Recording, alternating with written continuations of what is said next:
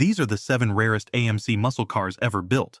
Number 7. 1970 AMC Rebel Machine. 2,326 units produced. AMC was tired of watching other companies have all the fun. The Plymouth Roadrunner was flying out of dealerships, the Pontiac GTO Judge was grabbing headlines, and AMC wanted a piece of the action.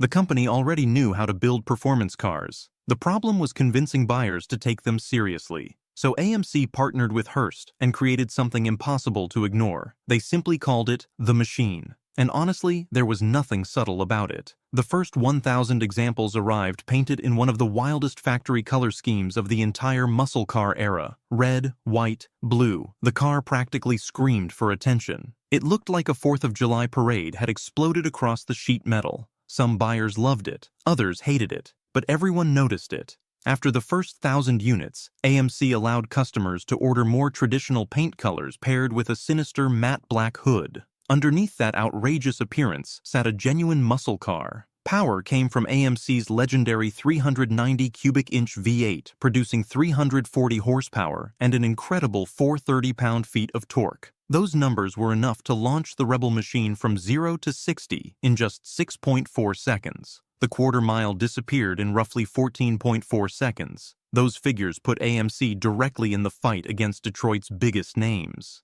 But what made the Machine special wasn't simply performance, it was attitude. The car felt like AMC had finally stopped asking for permission.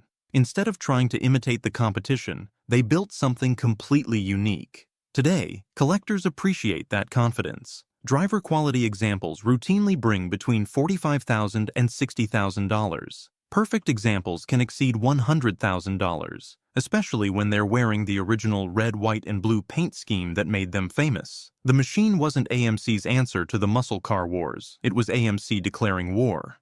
Number 6. 1969 AMC Hearst SC Rambler. 1,512 units produced. If the Rebel Machine was AMC's declaration of war, the SC Rambler was a sneak attack. The formula was beautifully simple. Take AMC's biggest engine, take AMC's smallest body, combine them, then stand back and watch the chaos. The result became known as the Scrambler. Officially called the Hearst SC Rambler, this machine existed for one purpose: destroy the competition at the drag strip. AMC engineers stuffed a 390 cubic inch V8 into the lightweight Rambler Rogue body. The result was almost absurd. This wasn't a sophisticated grand touring machine. It wasn't a luxury cruiser. It was a giant engine attached to 4 wheels. And that was exactly the point. The power plant produced 315 horsepower and 425 pound-feet of torque. Every single Scrambler came equipped with a Borg-Warner 4-speed manual transmission. Every single one received a Hearst shifter. Every single one got a twin-grip differential.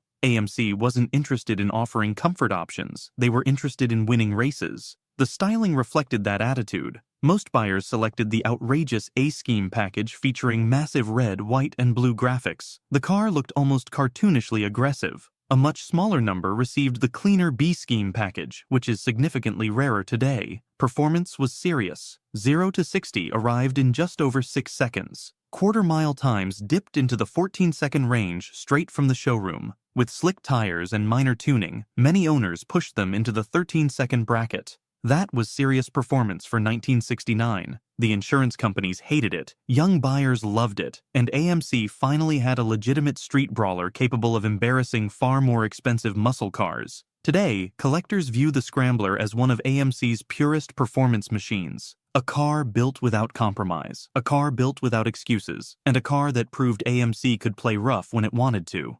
Number 5. 1971 AMC Hornet SC 364 Speed.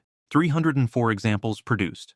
By 1971, the muscle car world was changing. Insurance rates were climbing, government regulations were tightening, and the era of giant engines was beginning to fade. Most manufacturers didn't have an answer. AMC did. Instead of making their cars bigger, they made them smarter. The company took its compact Hornet platform and dropped a potent 360 cubic inch V8 under the hood. The result was the Hornet SC 360. And while 784 were built overall, collectors focus on something much rarer: the 4-speed manual cars. Only 304 buyers checked that box, and those buyers ended up with one of AMC's best-driving muscle cars. The Hornet wasn't the most powerful machine on the street, but it didn't need to be. It was lighter than many competitors, more balanced than many competitors. and far more affordable than many competitors. With the optional ram air system feeding cool air directly into the engine, output climbed to 285 horsepower and 390 pound-feet of torque. Performance was impressive. 0 to 60 took roughly 6.7 seconds. The quarter-mile disappeared in less than 15 seconds. But numbers only tell part of the story.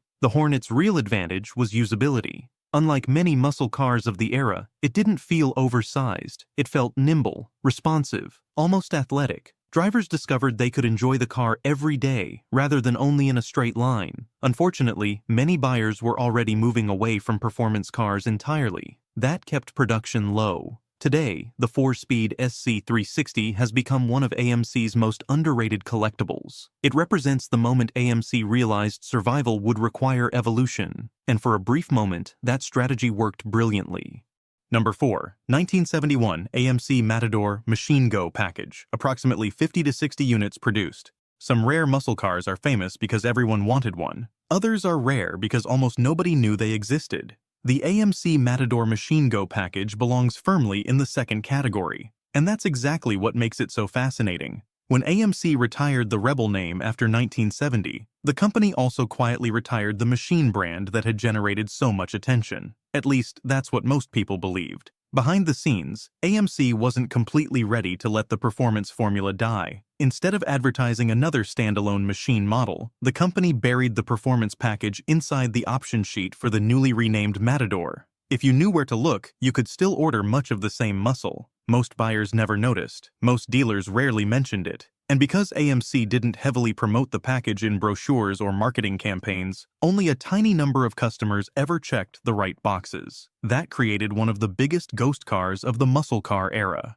Official production numbers remain difficult to verify, but experts generally estimate somewhere between 50 and 60 examples were built. That's astonishingly low, especially for a vehicle that was available through normal dealership channels. Under the hood sat AMC's mighty 401 cubic inch V8. This wasn't some leftover economy car engine pretending to be a performance motor. It was a genuine big block bruiser producing roughly 330 horsepower and 430 pound-feet of torque. The package also included dual exhaust, heavy-duty suspension components, upgraded shocks, power front disc brakes, and distinctive slot-style wheels. Everything necessary to transform the Matador into a legitimate performance machine. Performance was respectable. 0 to 60 arrived in under 7 seconds. The quarter mile disappeared in roughly 15.1 seconds. Those numbers weren't earth-shattering by 1971 standards, but they were more than enough to surprise unsuspecting competitors. And that was the entire point. The Machine Go package created the ultimate sleeper.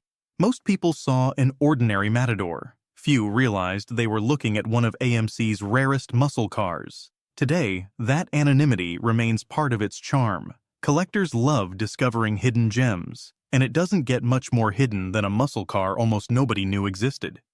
Number 3. 1969 Hurst SS AMX, 52 units produced. The next car wasn't built for the street. Not really. Sure, it technically had a VIN number. Sure, it could legally exist outside a racetrack. But make no mistake, the Hurst SS AMX was a race car first and everything else second. AMC created the standard AMX to challenge cars like the Corvette. It was shorter than most muscle cars, lighter than most muscle cars, and far more aggressive than buyers expected from AMC. Then Hurst got involved, and things became completely insane. AMC shipped bare-bones AMX bodies directly to Hurst Performance. The cars arrived unfinished, no fancy trim, no luxury features, no unnecessary weight. What happened next transformed them into some of the most extreme factory-backed muscle cars ever produced. Hurst stripped away everything that didn't contribute to speed. Normal glass was replaced with lightweight plexiglass. Fiberglass body panels replaced heavier factory pieces. Sound deadening disappeared. Even basic convenience items were eliminated. If it didn't help the car go faster, it wasn't welcome. Then came the engine. And this is where things became truly ridiculous. The 390 cubic inch V8 received extensive modifications, including a twin cross-ram intake manifold, dual Holley carburetors, and an astronomical 12.3:1 compression ratio. Officially, AMC claimed the engine produced 340 horsepower. Nobody believed it. Nobody was supposed to believe it. The rating existed primarily to satisfy racing classification rules. Real-world dyno testing suggested actual output landed somewhere between 500 and 525 horsepower. In 1969, that's race car territory, not muscle car territory. Performance numbers reflected that reality. 0 to 60 took roughly 4.2 seconds. Quarter-mile times dipped into the 11-second range at speeds exceeding 115 miles per hour. For perspective, many modern performance cars would struggle to match those figures. Only 52 examples were produced, each one built with a singular purpose: winning races. Today, the Hurst SS AMX represents the absolute peak of AMC's racing ambitions. It wasn't built to sell in large numbers. It wasn't built to appeal to casual buyers. It was built to dominate, and that's exactly what it did. Number 2, 1969, AMC AMX California 500 Special. 32 units produced. Most rare muscle cars become valuable because of performance. This one became valuable because of a story. A very specific story. In 1969, AMC enjoyed something most smaller manufacturers rarely experienced: visibility. The AMX had been selected as the official pace car for events at Riverside International Raceway. For AMC, this represented a huge opportunity. The Southern California American Motors Dealer Association wanted to capitalize on that exposure, so they commissioned a special run of replica pace cars. Just 32 examples. That's it, 32. And every one of them followed the exact same formula. No customization, no alternative color choices, no special requests. Every car arrived painted in AMC's unforgettable Big Bad Green. Not metallic green, not dark green, Big Bad Green. A color so loud and outrageous that it looked like it belonged on a concept car. The bumpers were painted to match. Black racing stripes stretched across the body. Inside, buyers found saddle leather bucket seats. Solid brass California 500 plaques adorned the rear pillars. And under the hood sat AMC's respected 390 cubic inch V8, producing 315 horsepower and 425 pound-feet of torque. Performance was strong. The AMX sprinted to 60 in approximately 6.5 seconds and covered the quarter mile in around 14.6 seconds. But numbers weren't what made this car special. Exclusivity did. Every example was sold through Southern California dealerships. If you lived elsewhere, getting one wasn't easy. That regional exclusivity instantly limited the car's visibility. Many AMC enthusiasts spent decades unaware the California 500 Special even existed. Then came an unexpected boost. One example eventually found its way into the collection of actor and automotive enthusiast John Cena. That ownership brought new attention to one of AMC's most obscure performance cars. Today, the California 500 Special occupies a unique place in muscle car history. Part pace car replica, part dealer special, part collectible mystery. And with only 32 produced, it remains one of the rarest AMX ever created.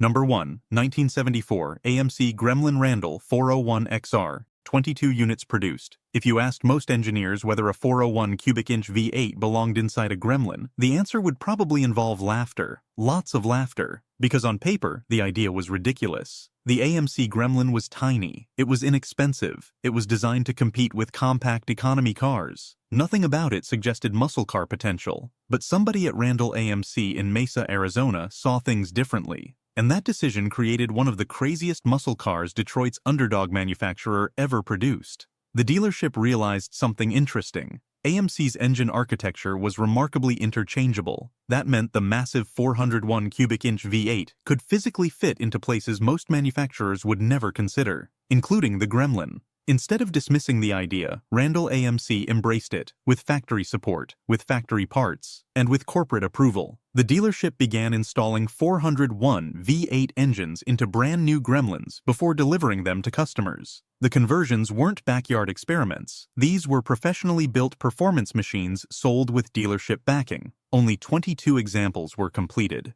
which immediately makes them one of the rarest AMC performance cars ever produced. But rarity is only part of the story. The real magic was the power-to-weight ratio. The 401 produced a factory-rated 255 net horsepower. That doesn't sound impressive until you remember what was happening in 1974. Horsepower ratings had changed, compression ratios had fallen, and emissions equipment had reduced advertised output across the industry. In reality, dealer tuning often pushed these engines well beyond 350 horsepower. Now place that power inside one of AMC's smallest vehicles. The result was absolute chaos. 0 to 60 happened in approximately 5.1 seconds. Quarter-mile times dropped into the low 13-second range. Those numbers made the Randall 401 XR one of the quickest American cars available during an era often described as the beginning of the performance drought. Imagine pulling up beside a Corvette in what looked like an economy hatchback. Imagine the expression on the other driver's face when the gremlin disappeared into the distance. That's what made this car legendary. It wasn't supposed to exist, it wasn't supposed to work, and yet it absolutely did. Today, finding one is extraordinarily difficult. Finding one with complete Randall AMC documentation is even harder, because without paperwork, it's nearly impossible to distinguish a genuine example from the countless tribute builds that followed. But when an authenticated Randall 401 XR appears, collectors pay attention immediately. Not just because it's rare, not just because it's fast, but because it perfectly represents everything AMC stood for: creativity, risk-taking, and the willingness to do things larger manufacturers never would. Which AMC muscle car would you add to your dream garage? Let me know in the comments below.